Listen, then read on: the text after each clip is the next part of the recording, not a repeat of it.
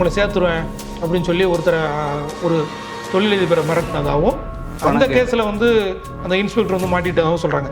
அதில் கம்ப்ளைண்ட் கொடுத்த அந்த பிஸ்னஸ் மேன் அகில்குமார், அந்த அகில்குமார் யார் அப்படின்னா அவர் பிஜேபியில் இருக்கிறார்.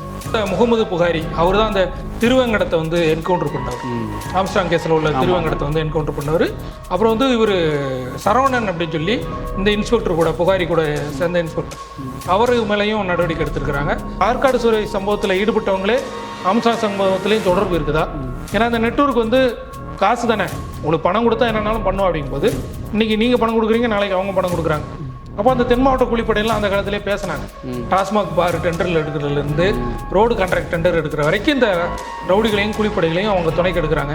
அது மாதிரி இவங்களுக்கான பிஸ்னஸ் இருக்குது, அந்த நெட்வொர்க் இருக்குது. தென் மாவட்டத்துலேருந்து நிறைய பேர் அங்கே பாம்பேலேருந்து அந்த ரியல் எஸ்டேட்டு இந்த மாதிரி சம்பவம்லாம் இப்போ பண்ணிக்கிட்டு இருக்கிறது, மிரட்டுறது, இந்த மாதிரிலாம் இருக்கிறாங்க. இவங்க பண்ணணும். இப்போ ஒரு நல்ல விஷயம் என்னென்னா சைபர் கிரைமில் வந்து ஒரு நெட்வொர்க் வந்து ஃபுல்லாக ஒரு வாரமாக சோதனை பண்ணி ஒரு 1000 பேர்கிட்ட அரெஸ்ட் பண்ணியிருக்கிறாங்க. என் அக்கௌண்ட்டில் நீங்கள் பணம் போட்டுக்கோங்க, எடுத்துக்கோங்க, மாதம் எனக்கு இவ்வளோ பணம் கொடுத்துருங்க அப்படின்னு உழைக்காமல் சம்பாதிக்கிறது தான். இதில் வந்து ஒரு 1000 பேருக்கு மேலே வந்து மாட்டியிருக்கிறாங்க. சார் வணக்கம். வணக்கம். எப்படி இருக்கீங்க சார்? நல்லா இருக்கேன் சார், நீங்கள் நல்லா இருக்கீங்க? நல்லா இருக்கேன் சார். சார், கடந்த கால திமுக ஆட்சியில் நடைபெற்ற ஒரு சம்பவம் மிகப்பெரிய கேள்வி எழுப்புச்சு. அதாவது ஒரு கட்சியோட மாநில தலைவர் ஆம்ஸ்ட்ராங் அவரோட கொலை வழக்கு பெரிய அளவில் பேசப்பட்டுச்சு. அதில் வந்து இப்போ என்ன அப்படின்னா, முக்கியமான கேள்வி என்னென்னா, சிபிஐ விசாரணையை வந்து தமிழக அரசு, அப்போதைய இருந்த தமிழக அரசே அதுக்கு வந்து தடை வாங்கியிருந்தாங்க அப்படின்னு சொல்லப்பட்டுச்சு. இப்போ உள்ள தாவேக அரசு சிபிஐ விசாரணைக்கு அனுமதி கொடுத்துருக்காங்க அப்படின்னு சொல்லப்படுது. இப்போ இதை எப்படி, இந்த விஷயங்களை வந்து அடுத்த கட்டத்துக்கு எப்படி போகும் அப்படின்னு? இது என்னென்னா 2024 ஜூலை 5 நடந்த ஒரு சம்பவம். ஆம்ஸ்ட்ராங் அப்படிங்கிறவர் ஒரு அரசியலில் எம்எல்ஏ எம்பி அப்படின்னு இல்லா கூட ஒரு தேசிய கட்சிக்கு வந்து மாநில தலைவராக இருந்தவர். பகுஜன் சமாஜ் கட்சிக்கு மாயாவதி அவங்க கன்சிராம் அவங்க கூடலாம் தொடர்பில் இருந்தவர். டெல்லியிலையும் செல்வாக்கு, தமிழ்நாட்டிலையும் செல்வாக்கு, சென்னையில் குறிப்பாக சென்னை சிட்டி அப்படிங்கிறதுல வந்து மாநகராட்சி கவுன்சிலரெல்லாம் இருந்தவர். அப்போ அந்த அளவுக்கு மக்கள் மத்தியில் ஒரு செல்வாக்கான ஒரு தலைவர் வந்து அந்த சம்பவம் நடந்த உடனே அது வந்து திமுகவுக்கு ஒரு மிகப்பெரிய பாதிப்பாக உண்டாகுது. குளத்தூரில் முதலமைச்சராக இருந்த மு.க. ஸ்டாலின் தோல்விக்கு முக்கிய காரணமாக வந்து ஆம்ஸ்ட்ராங் சம்பவம் வந்து ஒரு முக்கிய காரணமாக சொல்லப்பட்டது. ஏன்னா அந்த அவருக்கு ஆதரவாளர்கள், சப்போர்ட்டர்ஸ் நிறைய பேர் அங்கே இருந்தாங்க. அப்படிங்கிறதுனால அந்த குளத்தூரில் முதலமைச்சருடைய தோல்விக்கே ஒரு காரணமாக சொல்லப்படுது. அவங்க ஒய்ஃப் வந்து அதிமுகவோட இருந்து அவங்க அதிமுக வேட்பாளராகவும் போட்டி போட்டாங்க. அதை எதிர்த்து தான் இவங்க டிவிக்கு வந்து ஜெயிச்சிட்டாங்க. பல்லவி அப்படின்னு சொல்லி அந்த எம்எல்ஏ அவங்க பொற்குடி எதிர்த்து தான் அவங்க ஜெயிச்சாங்க. ஆனால் அந்த தொகுதியில் டிவிக்கு ஜெயிச்சிருச்சு, ஆம்ஸ்ட்ராங் மனைவி இருந்தது. இதில் எல்லாத்துலேயுமே வந்து அரசியல் கலந்துருந்தது. ஆம்ஸ்ட்ராங் சம்பவத்துலேயும் சரி, இன்னைக்கு சிபிஐலையும் ஏன் வந்து இதை வந்து கொண்டாடுறாங்க அல்லது வந்து இதை எதிர்பார்த்தது ஒரு நிம்மதியாக நினைக்கிறாங்க அப்படின்னா எல்லாத்துக்குள்ளேயுமே ஒரு அரசியல் இருந்தது. இப்போது சிபிஐக்கு விசாரணைக்கு மாற்றப்பட்டு சிபிஐ விசாரணை ஒரு பக்கம் நடக்கும் அப்படின்னா கூட சிஐடி அஸ்ராக் இருக்கு அவங்க தலைமையில் அந்த மாதிரி விசாரணையெல்லாம் நிறைய நடந்தது. சிஐடி விசாரணை அப்படின்னு சொல்லி தனியாக விசாரணையெல்லாம் போட்டு திமுக பண்ணாங்க. திமுக என்னென்னா சிபிஐக்கு போனதுன்னா அது நம்ம கையை விட்டு போயிடும். அதாவது அது மத்திய அரசுடைய புலனாய்வு அமைப்பு, பிஜேபி சொல்கிறத கேட்பாங்க. இங்கே வந்து நம்ம மாநில காவல்துறைக்கு நம்ம மரியாதை கொடுக்கணும், காவல்துறையை நீங்கள் நம்புங்க. அப்படி இதில் எதுவும் வரலன்னா நீங்கள் சிபிஐக்கு சொல்லுங்கள். ஏன்னா சிபிஐ கேஸ்லேயே நிறைய கேஸில் தீர்வு காணாமல் நிறைய கேஸ் இருக்குது. இப்போ தூத்துக்குடி சம்பவம், அந்த துப்பாக்கி சூடு சிபிஐக்கு போயும் வந்து ஒரு பெரிய நடவடிக்கை இல்லை. ஏன்னா அந்த பாதிக்கப்பட்ட மக்கள் மீதே எஃப்ஐஆர் போட்டு அவங்களுக்கு நெருக்கடியெல்லாம் வந்துச்சு. அப்போ சிபிஐக்கு போகாமல் நம்மளே நடவடிக்கை எடுப்போம்னு சொன்னாங்க. அப்போது அது வந்து ஒரு சட்ட ரீதியாக அல்லது மாநில உரிமை சார்ந்து அது சரியாக இருந்தால் கூட அது மக்கள் மத்தியில் எதிர்மறையாக மாறிடுச்சு. இப்போ வட மாவட்டங்களில் வந்து திமுக தோல்விக்கு அது ஒரு மிக முக்கிய பிரச்சாரமாக எடுத்துகிட்டு போகப்பட்டது. ஏன்னா அதில் அரசியல் இருந்தது. அந்த சிபிஐ விசாரணைக்கு இப்போ பரிந்துரை பண்ணியிருக்கிறாங்களா, அந்த மனுவிலே வந்து ஒரு 3 முக்கிய பெயர்கள் இருக்குது. ஏன்னா இந்த ஆம்ஸ்ட்ராங் அவங்க மரணம் அடைஞ்சிருக்கிறாங்க. ஆம்ஸ்ட்ராங்குடைய மனைவி பொற்குடி அவங்க வந்து விசாரிக்கப்படலை.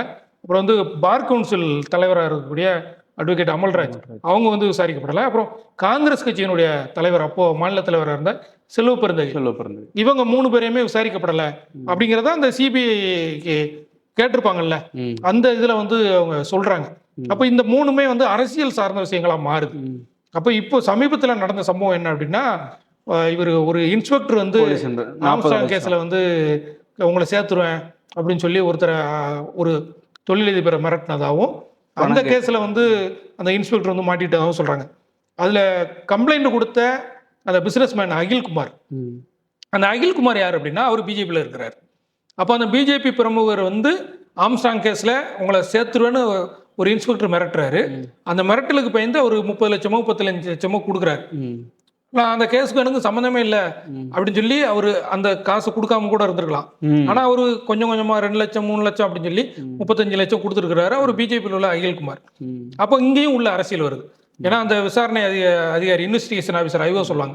அதுல வந்து முகமது புகாரி அவர் தான் அந்த திருவேங்கடத்தை வந்து என்கவுண்டர் பண்ணவர். ஆம்ஸ்ட்ராங் கேஸ்ல உள்ள திருவேங்கடத்தை வந்து என்கவுண்டர் பண்ணவர்.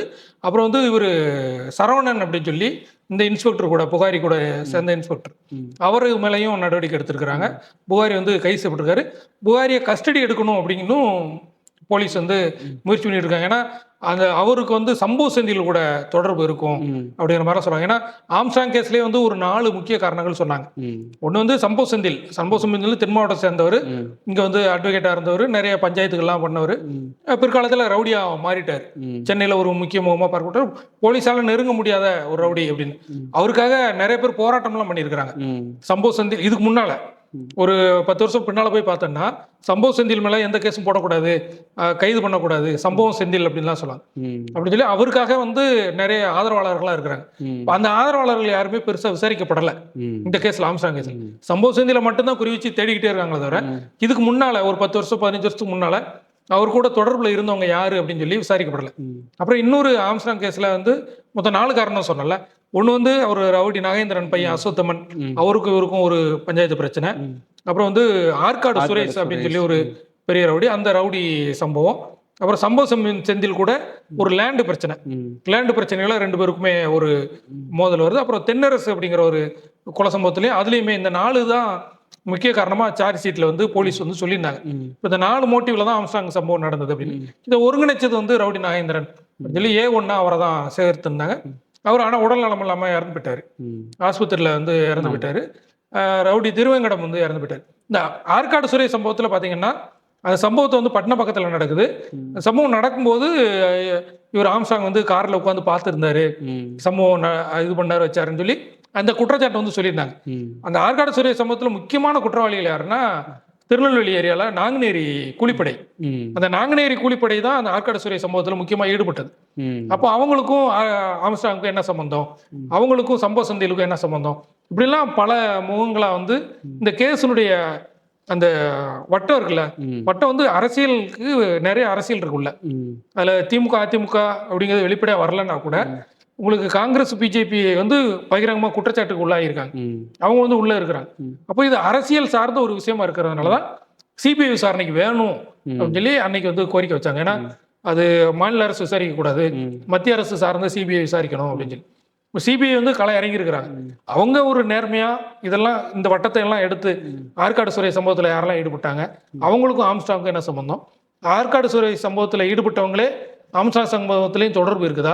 ஏன்னா அந்த நெட்வொர்க் வந்து காசு தானே, உங்களுக்கு பணம் கொடுத்தா என்னன்னாலும் பண்ணும் அப்படிங்கும்போது இன்னைக்கு நீங்க பணம் கொடுக்குறீங்க, நாளைக்கு அவங்க பணம் கொடுக்குறாங்க. அப்போ அந்த தென் மாவட்ட கூலிப்படையெல்லாம் அந்த காலத்திலே பேசினாங்க. அந்த 2024 ஜூலை தேதியிலே வந்து தென் மாவட்ட கூலிப்படையெல்லாம் வந்திருக்கு போயிருக்கு அப்படின்னு சொல்லி. இப்போ இதில் உண்மையிலே ஈடுபட்டவங்க யாரு, பின்னணியில் இருந்தவங்க யாரு, பணம் கொடுத்தவங்க, கோடிக்கணக்கில் பணம் வந்து நடமாடி இருக்கு, பேங்க் அக்கௌண்ட்டெல்லாம் சீஸ் பண்ணியிருக்காங்க, எல்லாத்தையும் லாக் பண்ணி வச்சிருக்கிறாங்க.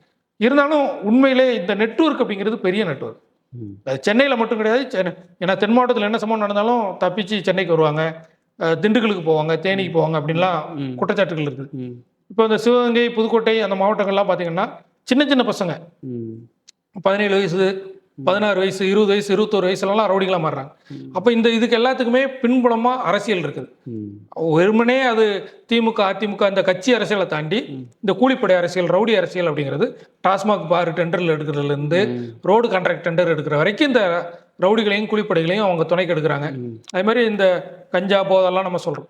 இதுக்கு எல்லாத்துக்குமே அந்த பஸ் ஸ்டாண்டில் டாய்லெட் கான்ட்ராக்ட் எடுப்பாங்க, இந்த மாதிரி சைக்கிள் ஸ்டாண்டு டாய்லெட் எடுப்பாங்க. இதுல தான் அந்த பொருட்கள் மாறுறது, கை மாறுறது.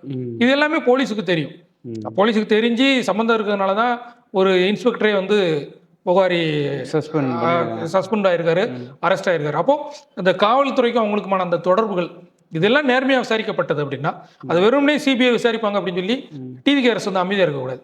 அதுக்கு கூட தேவையான சப்போர்ட்லாம் செஞ்சு. அதுதான் இப்போ இந்த இடத்துல அந்த கேள்வி இருக்குல்ல, இப்போ பழைய அரசு என்ன சொன்னாங்க அப்படின்னா சிபிஐ வேண்டாம், ஏன்னா நம்மளால இதை முடியும், இது நமக்கு ஒரு இதாயிரும், பின்னாடி ஆயிரும் அப்படின்னு நீங்க பேசப்பட்ட நம்ம பார்த்தோம்.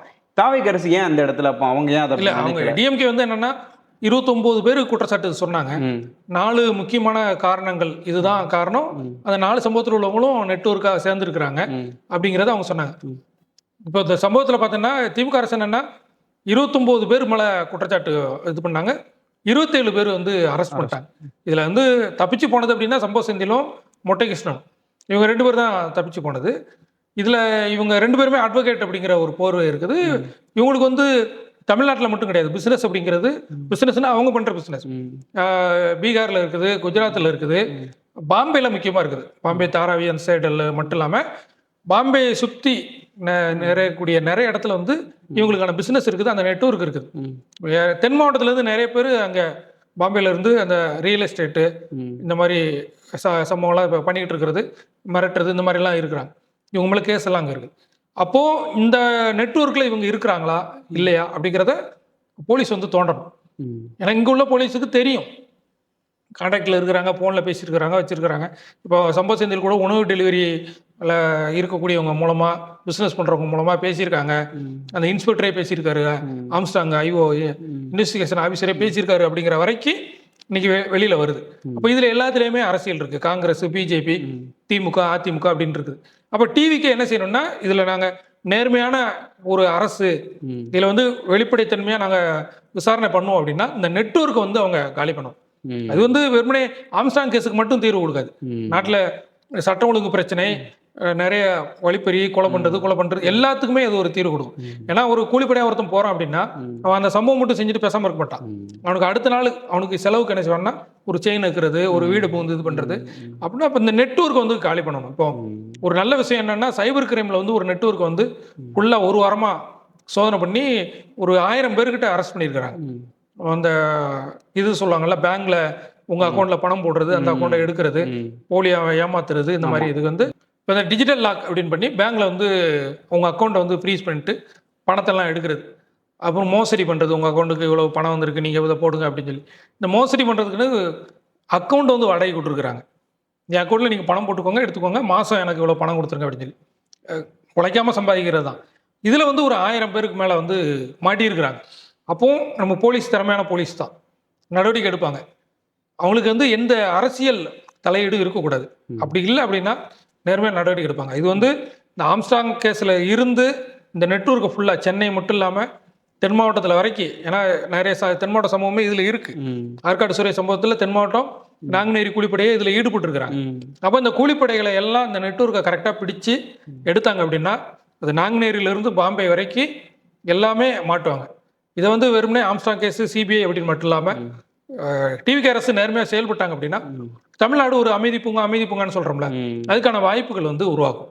நீங்கள் சொன்ன மாதிரி ஆம்ஸ்டாங் கொலை வழக்கு வந்து ஒரு சாதாரண ஒரு தனிப்பட்ட நபரோட வழக்காக மட்டும் இல்லாமல் நிறைய பின்னணி அரசியலையே வந்து சார்ந்து இருக்குது, நிறைய இருக்குது. அது மூலிமா இப்போ தாவேக்கா அரசு இந்த சிபிஐ விசாரணைக்கு எப்படி ஒரு ஒத்துழைப்பை கொடுக்காங்க அப்படிங்கிறது. இதே மாதிரி ஜெயிலில் இந்த ஜெயிலுக்கு உள்ள நடக்கக்கூடிய ஒரு நெட்வொர்க் இருக்கு, அங்கதான் இந்த கூட்டம் சேர்றது, கூலிப்படைகள் ஒன்று சேர்றது, ஒருத்தருக்கு ஒருத்தர் ஃப்ரெண்ட்ஷிப் ஆகுது, உள்ள இருந்தே பிளான் போட்டு இது பத்திரிகைலாம் அப்போ நண்பனுக்காண்டி இப்படி செஞ்சிருக்கான், கூலிக்காக இல்லை நண்பனுக்காண்டி இப்படி செஞ்சிருக்கான், நண்பனுக்காண்டி நீ இது செஞ்சா அவன் இன்னொரு இடத்துல செய்வான். இந்த நெட்வொர்க் வந்து அங்கதான் உருவாகும் ஜெயிலுக்குள்ள. அப்ப இதையெல்லாம் உடைக்கணும். உடைச்சதுன்னா இந்த 5 ஆண்டுகால டிவிகே அரசு அப்படிங்கிறது அந்த அமைதி பூங்கா அப்படின்னு சொல்றோம்ல, மாற்றத்துக்கான அரசு மாற்றம் சொல்றோம்ல, லா அண்ட் ஆர்டர்லயும் ஒரு மாற்றத்தை வந்து உருவாக்க முடியும். நிச்சயமா இந்த வழக்கு சக்சஸ்ஃபுல்லா முடிஞ்சது அப்படின்னா அது கண்டிப்பா அந்த மாற்றம் வந்து ஒரு அமைதியான மக்களுக்கு ஒரு நல்ல வாழ்க்கையும் கொடுக்கும். சும்மா பொறுத்திருந்து பார்க்கலாம் சார். இந்த வழக்கு சிபிஐ விசாரணையிலேருந்து எந்த மாதிரியான ஒரு முடிவை கொடுக்க போகுது அப்படிங்கிறத பார்க்கலாம். உங்களுடைய நிறைய தகவல்களுக்கு நன்றி. நன்றிங்க.